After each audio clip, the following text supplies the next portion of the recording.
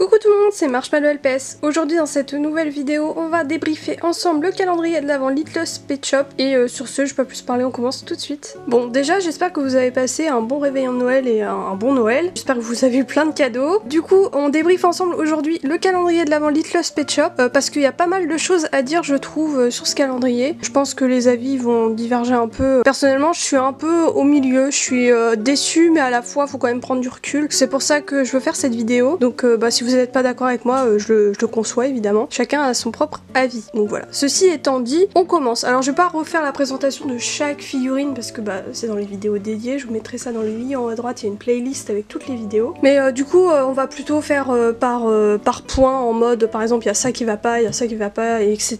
Du coup, par rapport à cette fleur que je me demandais où elle était sur la photo, je l'ai trouvée sur la photo et ils l'ont carrément posée à côté d'un pet shop parce que ça ne va à personne. Donc déjà, ça c'est une petite déception personnelle parce que du coup c'est un accessoire.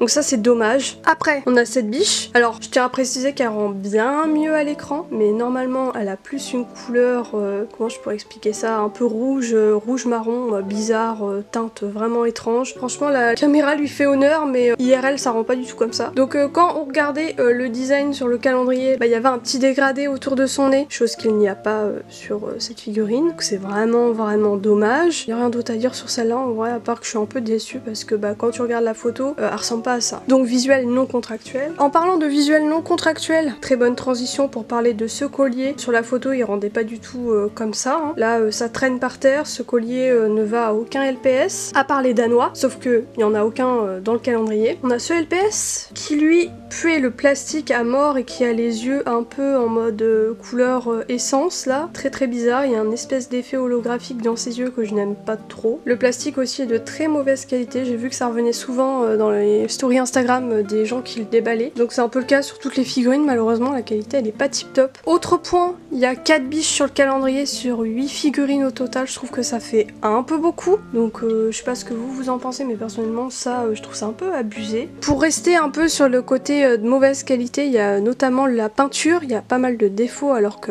les pet shops sont neufs.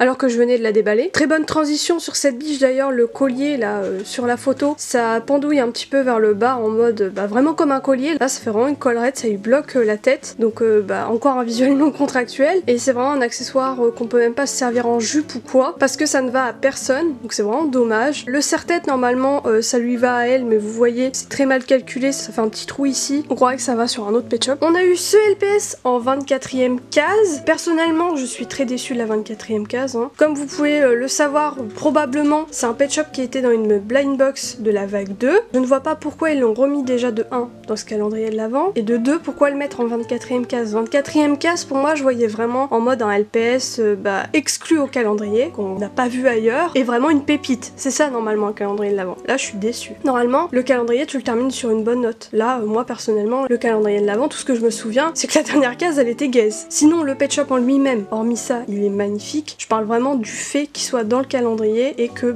c'est un pet shop d'une blind box, à la base il a rien à foutre dans ce calendrier. Très bonne transition pour dire que par exemple on a ce LPS en double, et par exemple si tu as déjà acheté les 18 blind box ou une blind box par exemple pet shop et que tu as eu ce panda, tu peux te retrouver avec 2 doubles dans ce calendrier. Si tu veux la collection entière, t'as minimum un double déjà. Avec ce calendrier c'est cet ours. L'ours qui était vendu dans le pack un peu neige, je sais pas trop comment expliquer. Il y avait un léopard des neiges, il y avait un husky et il y avait cet ours. Du coup tu te le retrouves en double, c'est complètement con. Donc c'est pareil, je comprends pas le principe de mettre des pet shops de la vague 2 qui sont déjà actuellement sortis. Enfin, c'est en ce moment la vague 2, pourquoi sortir des pet shops dans plusieurs packs alors que c'est les mêmes? Je sais pas si vous voyez ce que je veux dire. Tu veux la collection entière, ça pète les couilles, je suis désolée de le dire. En accessoires du coup, c'est souvent des accessoires qu'on a déjà eu, des trucs vraiment aux F tiers. Parlons du feu de camp qui, comme à chaque fois dans les packs G7, a 3 slots, mais tu n'as que 2 bâtonnets avec des chamallows. Ça c'est pareil, je ne comprends pas, c'est un peu décevant là-dessus. En termes d'accessoires, les serre-têtes comme ça, sous cette forme, on en a eu 3, ça fait quand même un peu beaucoup, enfin je trouve ils sont pas été très innovants là-dessus, il y a juste la couleur qui change. Ce serre-tête là je suis très fan, par contre les autres ils sont un peu plus osef. Cette écharpe bleue on l'a déjà eu dans la vague 1 des blind box avec un petit lapin bleu, donc ouais c'est vraiment encore un accessoire en double. Ce petit thermos on l'a déjà eu, c'est pareil, il y a juste la couleur qui change, donc c'est pas vraiment un accessoire fifou. Et vu que j'ai cet accessoire dans les mains, c'est une très bonne transition pour dire qu'il y a trop d'accessoires qui sont roses. On a une biche rose, on a un nœud rose, on a un collier rose, on a un thermos rose, on a la petite fleur comme ceci rose, on a l'écharpe rose, on a le serre-tête rose, ça fait un peu beaucoup hein. Sinon je trouve que le calendrier de manière générale il est pas assez équilibré, genre par exemple on a eu 3 LPS de suite dans la case 9, 10 et 11, et sinon on a eu aussi 3 biches de suite dans la case 11, 13 et 18, alors certes c'était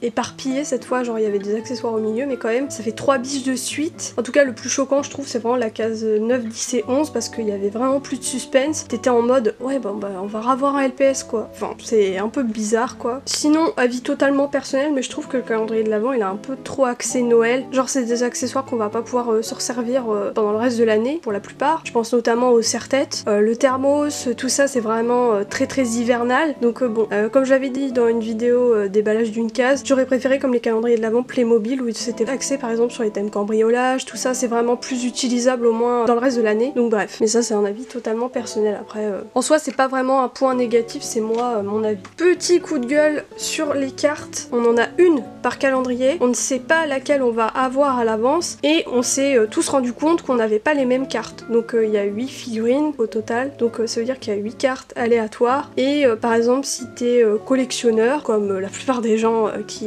achètent des pet shops, tu veux probablement avoir la collection de cartes qui va avec, bah du coup bah, tu peux pas la compléter la collection de cartes, parce que faudrait que t'achètes quoi, 8 calendriers et t'es même pas garanti d'avoir les 8 cartes, et à la limite si tu veux à la limite vraiment avoir la carte du panda de la blind box, bah du coup tu te retrouves avec un double, ça casse les couilles, je suis désolée de le dire là, ça va pas hein. Donc bon, déception un peu là-dessus, parce que par exemple moi je suis contente d'avoir eu cette carte là, ça aurait pu être pire, mais j'aurais bien aimé celle du dalmatien ou du chat. Bon bref, du coup je crois que c'est tout pour ce calendrier, c'est déjà pas mal. Si je devais faire un gros résumé, je suis pas trop déçue non plus du calendrier. Donc bref, moi j'ai juste fait une vidéo débrief, venez pas me tomber dessus dans les commentaires à dire oh là là, elle déteste Basic Fun, elle devrait même pas acheter le calendrier si elle aime pas. C'est pas une question de ça, c'est juste je trouve que c'est bien aussi de dire ce qu'on pense. Dans les commentaires, bah, n'hésitez pas à me dire vous ce que vous en pensez de ce calendrier, si ça vous a plu. Moi personnellement, c'est surtout les accessoires hein, qui m'ont déplu, sinon les figurines en elles-mêmes ça va de manière générale. Après la qualité, on l'a tous toujours dit, donc c'est pas une nouveauté, mais je trouvais ça important quand même à le préciser dans cette vidéo. Donc bref, moi sur ce, je vais vous laisser, je vous dis à bientôt pour la prochaine vidéo, et puis bah bisous tout le monde.